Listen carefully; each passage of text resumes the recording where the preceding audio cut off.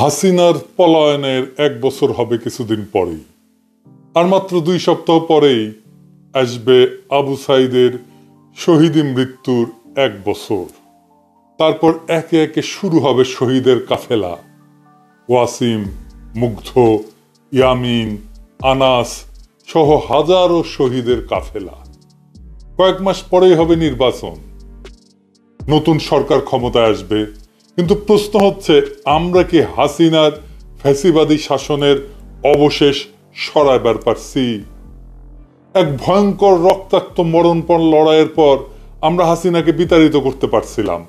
আজ 1 বছর পরে আমরা হাসিনার শাসনের অবশেষ কি দূর করতে পারছি?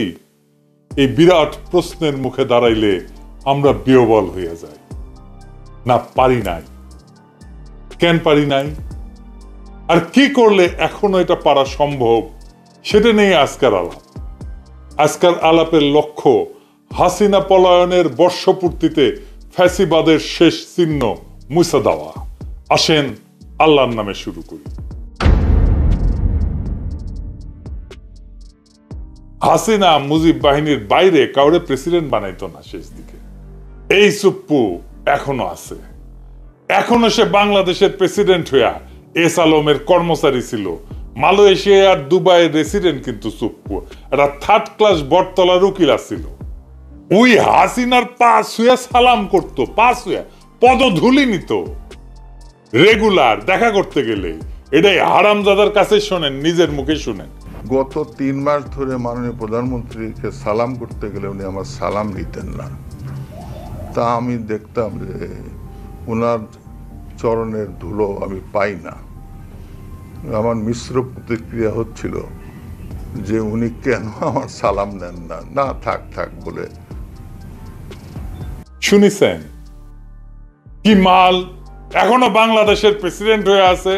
এই হারামজাদার অধীনে আমাদের আগামী নির্বাচন হবে, কি তামাশা। আমাদের পরবর্তী সরকার শপথ নেবে, কি মহা তামাশা। আগামী জাতীয় সংসদের প্রথম অধিবেশনে সে বক্তৃতা দেবে, আর আমাদের নবনির্বাচিত সংসদ সদস্যরা এর ভাষণের উপরে ধন্যবাদ প্রস্তাব আইনা বক্তৃতা করবে। হায় হায়, এই ছিল আমাদের কপালে। সে ছাত্রলীগ করত, সে গর্ব ভৈরা বলে, শুনেন। আপনি কি রাজনীতি করতেন? আমি জি মাননীয় প্রধানমন্ত্রী, আমি ছাত্রলীগ করতাম। যেই বর্বর দল, যেই মাফিয়া গুন্ডা বাহিনী আজকে নিষিদ্ধ, ওরে 5ই আগস্টে পাছায় লাথি দিয়া ভাগায় দেওয়া উচিত ছিল। সেটা হয় নাই। সেটা না হওয়ার কি সমস্যা হয়েছে আপনারা পদে পদে বুঝতে পারতেছেন। কোনো কিছু করা যাচ্ছে না, না জুডিশিয়ারিতে, না আর্মিতে, না প্রশাসনে, না পুলিশে, কোথাও না। জুলাই সনদ করা যাইতেছে না, সংস্কার করা যাইতেছে না। সবকিছুর পিছনে এই চুপ্পু। এই অন্তর্বর্তীকালীন সরকার কোনো কার্যকর নিয়ন্ত্রণ প্রতিষ্ঠা করতে পারতেছে না। প্রশাসনের উপরে, ব্যুরোক্রেসির উপরে, স্টেটের উপরে, রাষ্ট্রের উপরে এই অবস্থা চলতে পারে না। এই অবস্থা আশু পরিবর্তন দরকার, যেন বিপ্লবের অসমাপ্ত কর্তব্য সম্পন্ন করতে পারি। একটা কাজ করলেই সেটা সম্পন্ন হইতে পারে। কি সেটা? রয় ট্রেনিং প্রাপ্ত ইন্ডিয়ার খাস দালাল হাসিনার পায়ের ধুলি নেওয়া 3rd ক্লাস বটতলার উকিল, দুবাই মালয়েশিয়ার রেসিডেন্ট এস আলমের সাবেক কর্মচারী চুপ্পুরে পাছায় লাথি দিয়া বঙ্গভবন থেকে বাইর করে দেওয়া। এখন প্রশ্ন আসবে, কে হবে প্রেসিডেন্ট বাংলাদেশের? খুবই গুরুত্বপূর্ণ প্রশ্ন। এটার উত্তর আমাদের জানা আছে। কি সেই উত্তর? একজনই আছেন বাংলাদেশের প্রেসিডেন্ট হওয়ার যোগ্য, তিনি বেগম খালেদা জিয়া, যিনি আমাদের ইতিহাসের মহানায়ক, যিনি আমাদের প্রজন্মকে শিখাইছেন মাথা উঁচু করে লড়াই করতে, যিনি বলছিলেন ওদের হাতে গোলামীর জিনজির, আমাদের হাতে স্বাধীনতার পতাকা, যিনি দল মতের ঊর্ধ্বে উঠা আজ জাতীয় ঐক্যের প্রতীক হইছেন। সেই বাংলাদেশের প্রথম নারী প্রধানমন্ত্রী, আজকে বাংলাদেশের প্রথম নারী রাষ্ট্রপতি হবেন। তিনি আর প্রফেসর ইউনূস, এই 2 মুরব্বি মিলা আমাদের নতুন বাংলাদেশের সূচনায় পৌঁছে দেবে। খালেদা জিয়া বাংলাদেশকে শুধু দিয়েই গেছেন, আমরা ওনাকে কিছুই দিতে পারি নাই। বাংলাদেশ উনাকে রাষ্ট্রপতি বানায় নিজে সম্মানিত হতে চায়। বাংলাদেশের ইতিহাসে এমন দুই নেতার অভূতপূর্ব অভিভাবকত্ব আমরা আর কোনোদিন পাবো না। আমরা এই সুযোগ হারাইতে চাই না।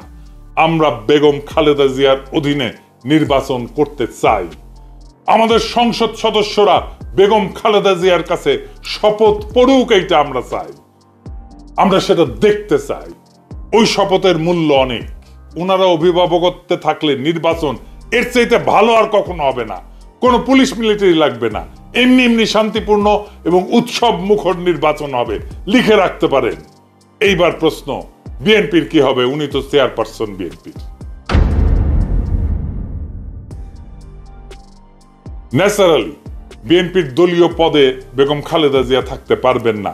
প্রেসিডেন্ট হলে সেই পদ ছাড়তেই হবে। তারেক রহমান এখন যথেষ্ট ম্যাচিউর। উনার দলের পূর্ণ দায়িত্ব নিয়ে আগামী নির্বাচনে দলের নেতৃত্ব দেওয়া প্রয়োজন। উনি হবেন বিএনপির চেয়ারপারসন। আমাদের দেশের যত শঙ্কা সব কেটে যাবে বেগম খালেদা জিয়া যদি প্রেসিডেন্ট হন। খালেদা জিয়া মাথার উপরে আছেন, এটি আমাদের বড় আশা, বড় ভরসার জায়গা। এটাই বাংলাদেশের নিরাপত্তা। উনি আমাদের আয়ু নিয়ে বেঁচে থাকুন। যতদিন আমাদের মধ্যে আছেন তিনি মহামান্য রাষ্ট্রপতি হিসেবেই থাকবেন।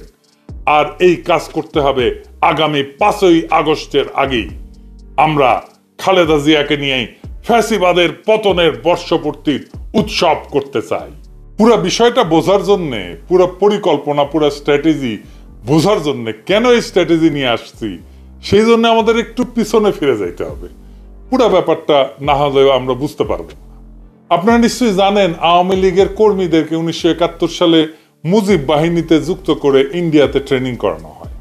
ছাত্রলীগের নেতা কর্মীরাই মুজিব বাহিনীর প্রশিক্ষণের সুযোগ পাইত। নেতৃস্থানীয় ছাত্রলীগ নেতা কর্মীদের প্রশিক্ষণ দেওয়া হইতো দেরাদুনে, উত্তরপ্রদেশের। আর সাধারণ কর্মীদের প্রশিক্ষণ দেওয়া হয়েছিল আসামের হাফলং প্রশিক্ষণ কেন্দ্রে। এই দুই প্রশিক্ষণ কেন্দ্র সহ মুজিব বাহিনীর সামগ্রিক কার্যক্রম পরিচালিত হইত মেজর জেনারেল SS উবানের নেতৃত্বাধীন স্পেশাল ফ্রন্টিয়ার ফোর্স এবং রয়ের তত্ত্বাবধানে। এখানে শুধু অস্ত্র চালানোর প্রশিক্ষণই দেওয়া হতো না, রাজনীতি প্রশিক্ষণ দেওয়া হইতো। বাংলাদেশ রাষ্ট্র হিসেবে কেমন হবে সেইটার প্রশিক্ষণও দেওয়া হইতো। মুজিব বাহিনীর 4 কমান্ডার ছিল, এই যে দেখেন উবানের সাথে বসে আছে। তারা তাদের পিতৃপ্রদত্ত নামটাও বদলায় ফেলছিল। শেখ মনির নাম ছিল মনি দে, তোফায়েল আহমেদের নাম ছিল PK রায়, আব্দুর রাজ্জাকের নাম ছিল রাজেন্দ্র, আর সিরাজুল আলম খানের নাম ছিল সরোজ কুমার। আওয়ামী লীগের যে মুখপাত্র ছিল বাংলার বাণী, সেটাও কলকাতা থেকেই ছাপানো হইতো প্রথম।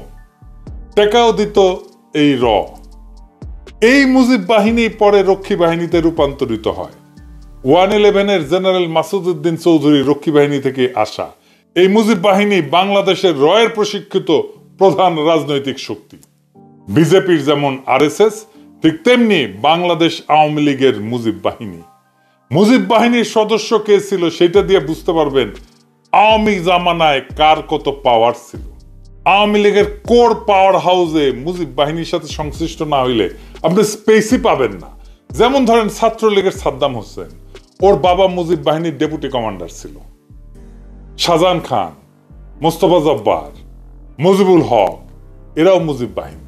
হাসানুল হক কিন্তু জাসদ কইরা এত গুরুত্বপূর্ণ কেন ছিল? কারণ সেও মুজিব বাহিনীর লোক। এই মুজিব বাহিনী জাসদে রূপান্তরিত হয়। এই জন্যই বলা হয় জাসদ রয়ের বিশেষ কোনো পারপাস সার্ভ করার জন্য তৈরি করা হয়েছিল।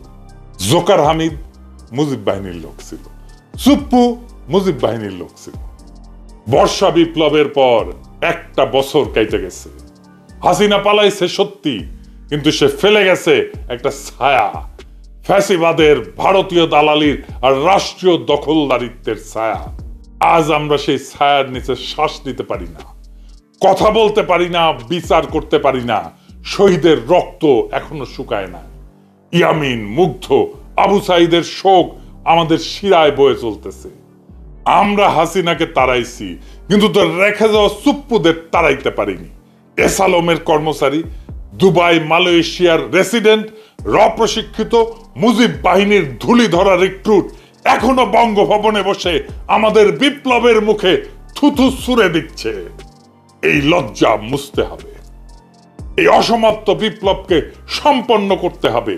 এই পচা কাঠামো থেকে জাতিকে মুক্ত করতে হলে এখনই দরকার সেই ঐক্য, সেই আগুন যেটা ছিল বর্ষা বিপ্লবে, যেটা ছিল শাপলা চত্বরে, যেটা ছিল প্রত্যেকটা শহীদের মুখে।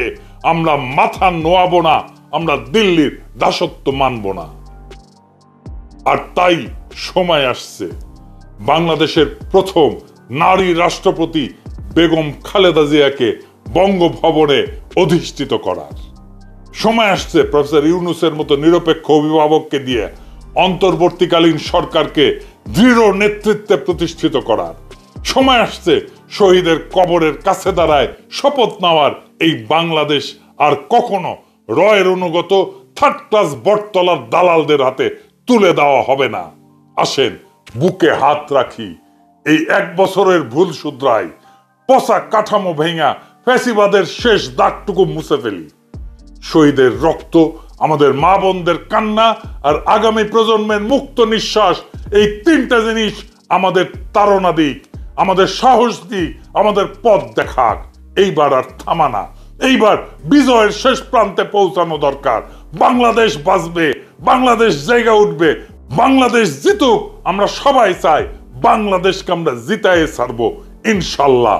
ইনকিলাব জিন্দাবাদ। বিএনপি স্পষ্ট ইঙ্গিত দিচ্ছে সংস্কার ও ঐক্যমত প্রশ্নে তারা আর ধৈর্য ধরবে না, আর অপেক্ষা করবে না। তাদের অপেক্ষার প্রহর শেষ হয়ে গিয়েছে এবং বিএনপির বক্তব্য স্পষ্ট যে ঐক্যমত কমিশনের যে আলাপ আলোচনা এটা বেশি দিন চলবে না, কারণ এটা অকার্যকর হয়ে পড়েছে। এটা এখন আর ইফেক্টিভ না। খাওয়া দাওয়া এটা সবার একটা আন্ডারস্ট্যান্ডিং। এবার ঐক্যমত কমিশনের মাধ্যমে এমনিতেই মেয়াদ অল্প কিছুদিন আছে, তাতে এই ঐক্যমত কমিশনের মেয়াদ কিন্তু জুলাই পর্যন্ত। জুলাই সনদটা করা তাদের টার্গেট, কিন্তু আসলে ঐক্যমত বলতে যা বোঝায়, যে উদ্দেশ্যে গঠন করেছিল, এগুলো কিছুই হচ্ছে না। প্রত্যেকের বক্তব্যে, সব পক্ষের বক্তব্যে হতাশা স্পষ্ট। জামাত বক্তব্য হতাশা স্পষ্ট, বিএনপির বক্তব্য হতাশা স্পষ্ট। বিএনপির সালাউদ্দিন আহমেদ বলেছেন, এসালম গ্রুপ বিষয়ক সম্পাদক, ভারতে ট্রেনিং প্রাপ্ত, এই সংস্কার তোমাকে পাওয়ার জন্য আর কতকাল আলাপ আলোচনা। এর মানে আর সহ্য হচ্ছে না, ধৈর্য ধরতে পারছেন। আলাপ আলোচনা হচ্ছে কিন্তু কোনো কাজ হচ্ছে না, এবং এভাবে খাওয়া দাওয়া বেশি হচ্ছে, আলাপ আলোচনা কম, এফেক্টিভ কিছু না, প্রক্রিয়া নিয়েও আপত্তি।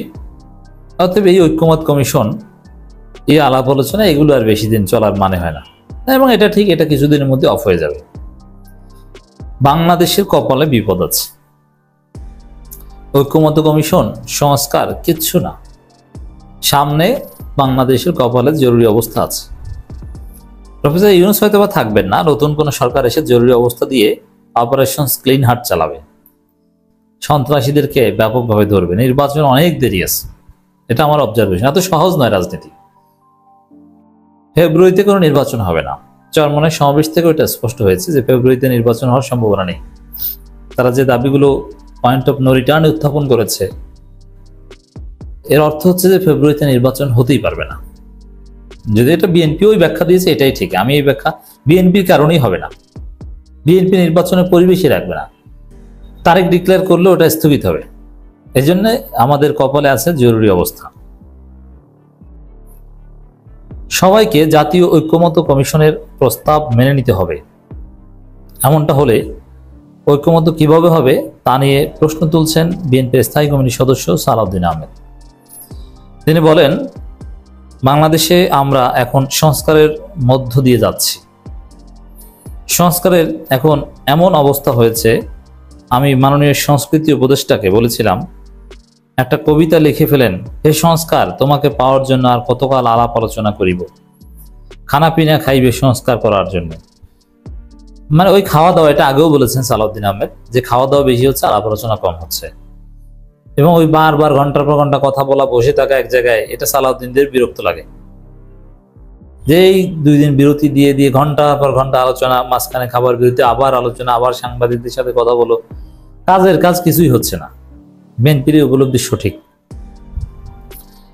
যে আর কতকাল অপেক্ষা করব, কতকাল আলাপ আলোচনা করিব, এর মানে আলাপ আলোচনা বেশি দিন চলবে না।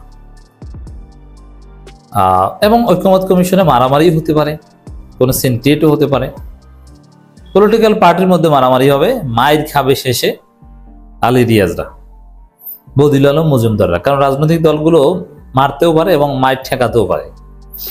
এখানে যারা থাকে তাদের প্রত্যেকের এক্সপিরিয়েন্স আছে। কিন্তু আলী রিয়াজ এবং আলী ইমাম মজুমদার কিংবা বদিউল আলম মজুমদার এরা মারামারি করতেও পারেন না, মারামারি ঠেকাতেও পারেন না। তো এদের নাক টাক ফেটে যেতে পারে। যে কোনো সময় শুনবেন যে এই অঘটন ঘটেছে। বাংলাদেশের রাজনীতি এত সরল না যে একটা অবাস্তব ইউটোপিয়ান ঐক্যমত হবে। এবং সেই দায়িত্বটা নিয়েছে কারা? যারা বাংলাদেশের রাজনীতির সাথে মিশে না, যাদের কোনো ইন্টারাকশন নাই, যাদের সাথে যারা কথাবার্তা বলছে এদের সাথে কোনো সুসম্পর্ক নাই, পারিবারিক যাওয়া আসা বা একটা বিষয় বোঝাপড়া হওয়ার জন্য যে ধরনের পূর্ব সম্পর্ক থাকা দরকার কিছুই নেই। যেমনি আলী রিয়াজরা কি জামাতের সাথে চলেছেন কখনো? বদিউল আলম মজুমদাররা জামাতের সাথে চলেছেন? ইসলামপন্থীদের সাথে তাদের কোনো ইন্টারাকশন আছে? এই যে পারস্পরিক বোঝাপড়া, মুখের দিকে তাকিয়ে ঠিক আছে স্যার এটা মেনে নিলাম, এটা দেখবেন, মানে এই জিনিসগুলো আদৌ হচ্ছে না বা হবে না। এই জন্য ঐক্যমত আসলে এটা অবাস্তব কল্পনা বিলাস।